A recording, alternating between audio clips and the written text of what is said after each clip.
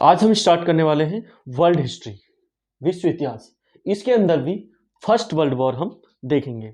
First world war में भी regions क्या क्या थे, फर्स्ट वर्ल्ड वॉर के क्या क्या कारण थे जिनकी वजह से पहला विश्व युद्ध हुआ। देखा जाता है कि कोई भी युद्ध एकदम से स्टार्ट नहीं हो जाता, उसके पीछे बहुत बड़े बड़े रीजन्स होते हैं। इसमें क्या था, इसको जानने से पहले हम जान लेते हैं कि रीजन्स भी क्यों बने। क्या हो रहा था, यूरोप में कॉलोनीज बनाने के लिए होड़ सी मची हुई थी। कॉलोनीज मतलब उपनिवेश बनाने के लिए, जैसे कि ब्रिटेन का एक उपनिवेश भारत भी था। इस तरह की कॉलोनीज बना के वो यहाँ से रॉ मटेरियल, कच्चे माल को इंग्लैंड ले जाते थे। इंग्लैंड से मशीनों से बने हुए माल को फिर से यहीं की मार्केट में बेच देते थे। इस वजह से ये बहुत मुनाफा कमाते थे। तो इन सभी देशों में जो यूरोपियन कंट्री थे और वेस्टर्न कंट्री थे, इनमें ये होड़ चल रही थी कि ज़्यादा से ज़्यादा उपनिवेशों पर कब्जा किया जाए और ज़्यादा से ज़्यादा अमीर बना जाए। मतलब ये सभी चीज़ें आगे बढ़ने के लिए कोशिश की जा रही थी। तो इन्हीं सब चीज़ों में देखा जा रहा था, कुछ देश किसी कॉलोनी में कई कई आपस में भिड़ जाते थे, तो उनकी लड़ाई वहाँ से चल के उनके देश पहुँच जाती थी। कई बार उनके देश की लड़ाई कॉलोनीज तक पहुँच जाती थी। तो इस तरह से ये प्रॉब्लम्स चलती आ रही थी। मतलब एक तरह से ये आपस में जो भी गठबंधन हो रहे थे, आपस में जो भी चीज़ें चल रही थी, उन सभी चीज़ों का मिला जिला रूप था फर्स्ट वर्ल्ड वॉर। अब फर्स्ट वर्ल्ड वॉर इसको क्यों कहा जाता है, जो कि फर्स्ट वर्ल्ड वॉर 1914 से लेकर 1919 तक हुआ था, इसको फर्स्ट वर्ल्ड वॉर क्यों कहा जाता है?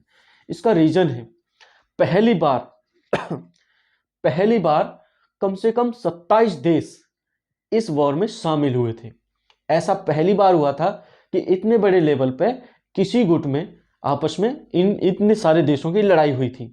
इससे पहले ज़्यादातर आपस में लड़ाई हो जाती थी 1 से 2 देशों में, 1 से 3 देशों में हो सकती थी, लेकिन ऐसा पहली बार हो रहा था कि 27 देश लड़ रहे थे आपस में। कुछ दूसरे गुट में थे, कुछ पहले गुट में थे। इस तरह से जो लड़ाई हो रही थी, इस वजह से इसको पहला विश्व युद्ध भी कहा जाता है। मतलब बहुत सारे देश आपस में लड़ाई कर रहे थे। अब देखते हैं ये जरूरी क्यों है। जरूरी इसलिए है कि ये स्कूल लेवल से लेके ग्रेजुएट जो कॉलेज लेवल है उन सभी में ये पूछा जाता है। दूसरा, कंपटीशन एग्जाम्स के अंदर भी वर्ल्ड हिस्ट्री से बहुत सारे क्वेश्चन उठाए जाते हैं, जिसकी वजह से इसको पढ़ाना बहुत जरूरी है। आज देख लेते हैं फर्स्ट वर्ल्ड वॉर। हम स्टार्ट करेंगे वर्ल्ड हिस्ट्री को फर्स्ट वर्ल्ड वॉर से और प्रेजेंट टाइम तक लेके जाएंगे उसको। आज देख लेते हैं फर्स्ट वर्ल्ड वॉर में फर्स्ट पॉइंट, गुप्त संधि एवं गठबंधन। इसके रीजन्स में देखा जाए तो ये गुप्त संधि और गठबंधन क्या था इसके अंदर, कि यूरोप के जो देश थे आपस में या तो सुरक्षा के लिए, मान लीजिए अपनी सुरक्षा के लिए, शांति के लिए आपस में गठबंधन कर रहे थे। मतलब आपस में एक संघ बना रहे थे कि जितना हो सके अपने दूसरे देशों के साथ ऐसे रिश्ते बनाए जाएं ताकि कोई भी प्रॉब्लम आए तो कम से कम वो देश एक दूसरे का साथ दें। इसी वजह से ये गठबंधन चालू हो गया था।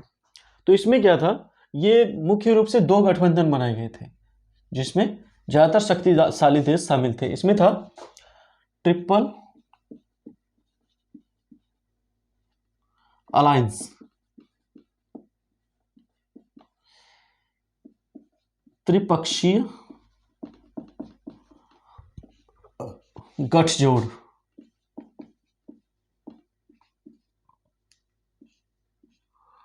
इसमें थे जर्मनी, ऑस्ट्रिया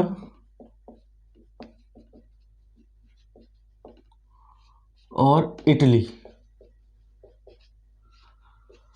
दूसरा था ट्रिपल इंटेंट। इसमें थे, ये था त्रिपक्षीय समझौता।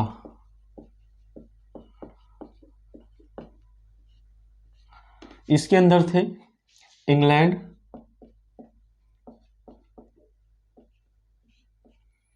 फ्रांस और रूस।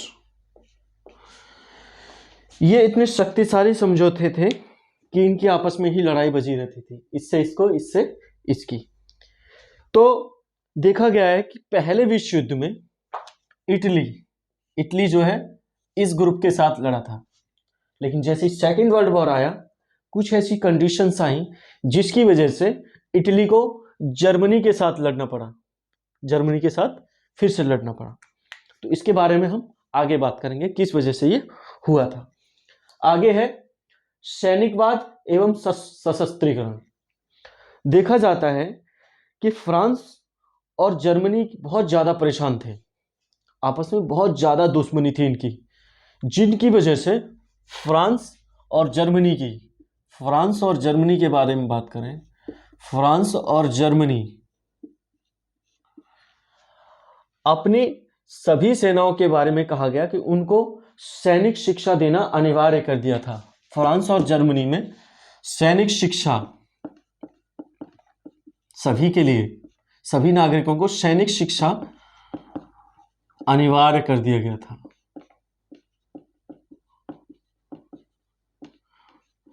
दूसरा, सशस्त्रीकरण। जर्मनी और फ्रांस उस समय वर्ल्ड वॉर से पहले, फर्स्ट वर्ल्ड वॉर से पहले अपनी जो भी राष्ट्रीय आय थी, राष्ट्रीय आय का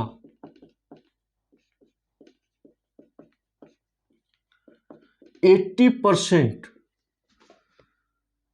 शस्त्रों पर खर्च कर रहे थे, 80% शस्त्र बनाने में खर्च कर रहे थे, तोप बनाने में खर्च कर रहे थे, हथियार बनाने में खर्च कर रहे थे। अब आप सोच सकते हैं किसी भी आय का, किसी भी देश की राष्ट्रीय आय का, टोटल इनकम का 80% अगर सिर्फ हथियार बनाने में यूज हो रहा है तो आने वाले समय में युद्ध तो होना ही था। ये एक वजह थी। अगला तीसरा कारण है समाचार पत्रों द्वारा दूषित प्रचार। फ्रांस और जर्मनी की जो दुश्मनी थी वो बहुत पुरानी थी। वो 1870 से लेके 1870-71 में जर्मनी ने फ्रांस को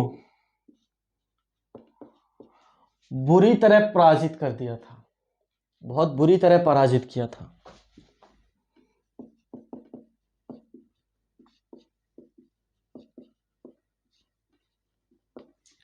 और जर्मनी ने फ्रांस के दो महत्वपूर्ण शहर अल्सेस और लॉरेन को अपने कब्जे में ले लिया था। अल्सेस और लॉरेन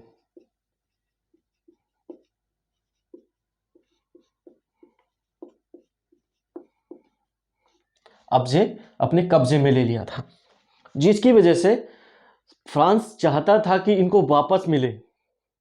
फ्रांस चाहता था कि हम अपने जो भी क्षेत्र इसके पास चले गए उसको वापस लेना चाहते हैं।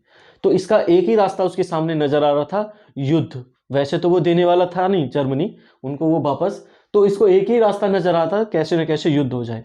तो इसमें भी सबसे बड़ी भूमिका किसने निभाई? समाचार पत्रों ने।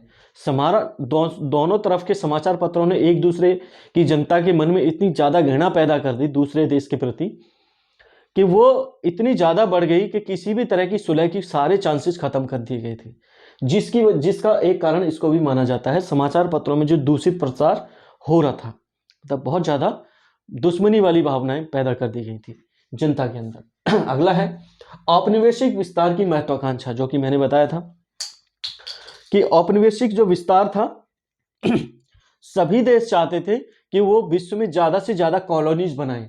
उनको लगता था कि इन कॉलोनीज से वो ज्यादातर अमीर हो सकते हैं, बहुत सारी पावर्स उनके पास आ सकती हैं, औद्योगिकीकरण कर सकते हैं और दूसरे देशों को जीत सकते हैं, जिसकी वजह से ये यूरोप में पूरा औपनिवेशिक विस्तार की जो नीति थी वो चालू हो गई थी दूसरे देशों में। अगला है फ्रांस और जर्मनी में बदले की भावना। फ्रांस अपने एल्सेस लॉरेन के जो क्षेत्र थे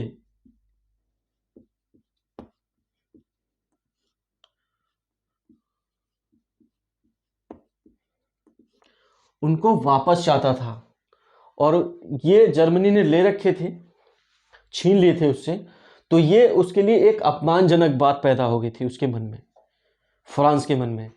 दूसरा, जर्मनी यूरोप में फ्रांस को अकेला करना चाहता था, उसके सभी मित्रों को खत्म कर देना चाहता था। इस तरह की इसके अंदर बदले की भावनाएं बड़ी हुई थी। और फ्रांस जो है अल्सेस लॉरेन को वापस चाहता था, और जर्मनी फ्रांस को यूरोप में अकेला कर देना चाहता था, उसके सभी मित्रों को अलग कर देना चाहता था। और इसी वजह से इसने गठजोड़ किए थे, बहुत सारे गठजोड़ किए थे, आपस में मित्र बनाए थे, ताकि फ्रांस को अकेला कर दिया जाए और इसको बर्बाद कर दिया जाए। आगे है अंतर्राष्ट्रीय संस्था का अभाव।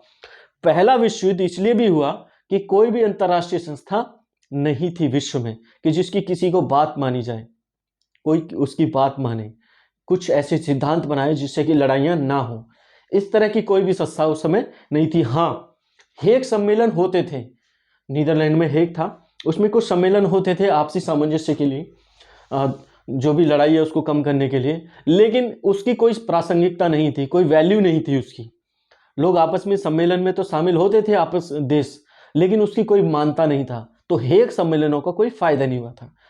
इस वजह से ये फर्स्ट वर्ल्ड वॉर भी होना जरूरी हो गया था, क्योंकि कोई भी संस्था नहीं थी कि समझा सके कि आप युद्ध मत कीजिए, इससे ये घाटे हो सकते हैं, आप पे ये प्रतिबंध लग सकते हैं। इस तरह की कोई भी संस्था नहीं थी, जिसकी वजह से भी पहला विश्व युद्ध हुआ था। लेकिन जैसे ही पहला विश्व युद्ध हुआ, इसके बाद राष्ट्र संघ की स्थापना हुई थी कि इस तरह के जो युद्ध हैं दोबारा से ना हो। लेकिन राष्ट्र संघ भी इतना पावरफुल नहीं निकला, जिसकी वजह से दूसरा विश्व युद्ध हुआ। उसके बारे में फिर बात करेंगे। अंतर्राष्ट्रीय संगठन, बात करते हैं अंतर्राष्ट्रीय संकट, अंतर्राष्ट्रीय संकट। अंतर्राष्ट्रीय संकट भी उस समय बहुत ज्यादा गहरे थे। उसमें क्या था, मोरक्को में युद्ध चल रहा था, मोरक्को का युद्ध, बोस्निया का संकट और बाल्कन युद्ध। ये ऐसे युद्ध थे जिन्होंने आग में घी का काम किया, आग में घी डालने का काम किया कि पहला युद्ध विश्व युद्ध स्टार्ट हो जाता है। ये सभी यूरोपीय जो देश थे उन्हीं के आपस के युद्ध थे। इनके बारे में हम अलग से पढ़ाएंगे, ये सभी को अलग अलग से पढ़ाना पड़ेगा, क्योंकि इसके अंदर गए तो ये बहुत बड़ा हो जाएगा। तो ये थे अंतर्राष्ट्रीय संकट भी थे, ये इन मोर्चों पे बहुत ज्यादा युद्ध हो रहे थे आपस में, यूरोपीय जो कंट्री थी उनकी। अगला है तात्कालिक कारण। इसका तात्कालिक कारण बना आर्कड्यूक फर्डिनेंड की हत्या। आर्कड्यूक फर्डिनेंड कौन था? ये ऑस्ट्रिया का प्रिंस था, जो कि सेराजीवो में घूमने गया था। सेराजीवो है बोस्निया में, बोस्निया की राजधानी है सेराजीवो। वहां पर सर्बियन युवक थे, उन्होंने उसको मार दिया, हत्या कर दी उसकी, जिसकी वजह से, और ऑस्ट्रिया का तो वो जो प्रिंस था, ऑस्ट्रिया जर्मनी का दोस्त था, जो कंट्री था ऑस्ट्रिया वो जर्मनी का दोस्त था।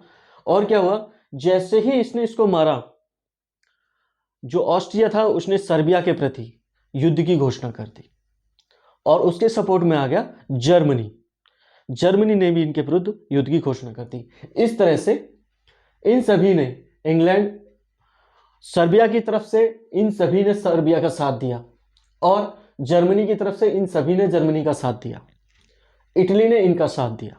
ये सभी चीजें आपस में होने लगी, और पूरा विश्व, एक टाइम पे पूरा विश्व पहले विश्व युद्ध में लग गया, जिसकी वजह से ये बहुत बड़ा हो गया। ये था हमारा प्रथम विश्व युद्ध, जो कि बहुत ही ज्यादा जरूरी था।